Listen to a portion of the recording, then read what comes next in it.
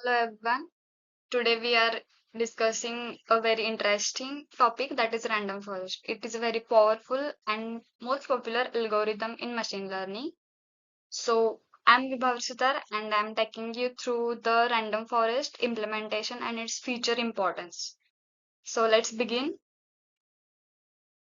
Okay, so first slide is why we need random forest.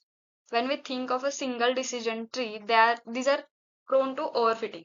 So what is overfitting? So what they do is they are well in memorizing training data. So when it comes to new or unknown data, they fails to predict or the accuracy is very low. Okay, that's where the random forest comes in. So random forest reduces variance by combining multiple trees. What does that mean is random forest combines multiple decision trees on the same dataset and takes the decision from them and combine the decision and gives the output. So what the random forest not just solve the problem of overfitting, but it also provides a robust predictions when the data is noisy or missing. As the data is divided to multiple trees, it doesn't affect that much. Second important thing is it offers a feature importance scores. What does that mean is whenever you're training a model, it is important that how your result comes out. If you give any kind of input to your model and your model predicting something, so it is important to know that how the output has derived. So what features, what attributes are important? It's important to know to us. So that's the best feature of random forest, that it provides a feature importance score about which feature is most important and which feature is less important. Okay, so as now we know why we need the random forest, let's go to the next slide. This is what random forest actually is. So random forest is an ensemble learning algorithm. So what is ensemble means? Ensemble means combining multiple models together. As the name suggests, random forest means it's a forest of decision trees. The multiple trees are combined together to produce an output. So what it does, it builds multiple decision trees on random subset of data and features. Like it don't train one decision tree on whole the subset of data. It picks random subsets and also the random features from that data and give it to the multiple decision trees and produces the output. The third thing is it uses voting or averaging. So for the classification problem, like multi-class classification is there, like if you have to predict name of a fruit, so there are multiple classes like apple, banana, pineapple, etc. So it uses voting system, like which fruit which like number of decision trees are giving the output as apple or banana, and in regression case it uses average. Okay, the fourth important thing is it reduces overfitting. So as I said, overfitting means decision trees are prone to overfitting means they are well in memorizing training data, but when the new data comes in or the unseen data is there, they'll fails to predict the output. So that's where random forest comes in. For example, here I have given example of a 10 doctors. Suppose you are very ill and you are taken your reports. Just rather asking for one doctor about their opinion about what you are having. You ask 10 experts about the same thing, you will get the right decision, moreover, or most accurate. Okay, this is random forest. Basically, random forest works on the proverb which says wisdom of crowd. It takes it takes the decision from multiple or majority of the decision trees. Okay, let's begin or let's go to the next slide. Next is how the random forest works. So random forest works in four main steps. First is data sampling. Second one is training on splitted data. Third one is making prediction. And fourth one is combining those predictions. So let's see stepwise. First is bootstrap sampling. That means you have to take the data samples randomly from the dataset, duplicating them to match the sizes and give it to the different trees, like your different decision trees having the different size of different kind of data. Okay. Second step is train a decision tree on each sample, but only using a random subset of features at every split. You have given the data to all the trees, but every tree took the random features from that dataset. They don't train the model on the all the features. They took random features. Okay. So step 3 is each tree makes the its own predictions. And now we have trained the all decision trees. So I have to give some input, and every tree make the independent decision.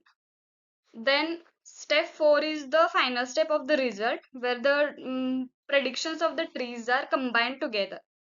So how it does, as I said, if you are doing a multi-class classification, it uses voting system. Like there are four classes: apple, banana, pineapple, and other, etc. There are three classes. Then it does the voting, like three decision tree predicted it's apple, one predicted it's banana, one predicted it's pineapple. Then the majority is apple, so the result will be apple. Second is averaging for regression. If the problem of regression is there, it takes the output from the all different trees and number of trees and average them together to give the final output. So what basically is randomness ensures diversity among trees. We took the random features, random data, and averaging or voting makes the final decision robust and stable. Okay, so let's see an example. Okay, let's see an example. We have an example of fruits classification. Here you can see these are multiple fruits. These are data. So the data is bootstrapped sampling. Data is divided into subparts and given to multiple random trees.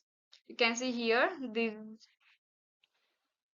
Okay, this is the data which is divided. This tree we have did basically three trees are there. So when we give a input of an apple image to three different trees, first tree is predicting it as an apple, second is predicting as apple, and third one is predicting as banana. So what the final output comes here is it do the majority voting. As it is a multi-class classification problem, it does the majority voting. So the majority voting is apple having two votes, banana having one vote. So the prediction will be final prediction will be apple. This is the basic mechanism or basic idea behind how random forest works. Now see what the challenges or limitations are there in random forest. So the first challenge is computational cost. As we are training multiple trees, this is the forest. There are n number of trees, so it takes the more time and more memory to compute. So the computational cost becomes high. Second is less interpretability. Even though it shows us the feature score or which features are important, it works in a black box. So we can't predict the how output actually arrived. We will get to know what attributes are important, what features are important, but we don't know how the actual output is arrived, because there are different trees. So what the voting and which tree is having the high value of importance, we don't know. Second is bias in feature importance. That means it can favor features with many categories. Like if you are um, having a data with multiple features, the number of features is high, then it can favor them. If you reduce the size of the features, like there are three or four features, then it is not that much suitable for that data set. Okay, second, then it is not ideal for real-time predictions. So what real-time prediction means, you can take the example of stock exchange.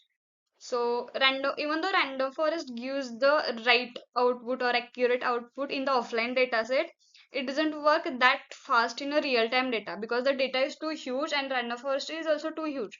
So to process all that data, it takes the time. And in stock exchange, you have to use you have to invest in millisecond. You have to take decision in milliseconds. That fast it can't work.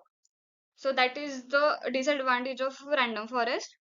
And second is parameter tuning needed, like choosing n estimators, max depth, etc. is crucial for good performance.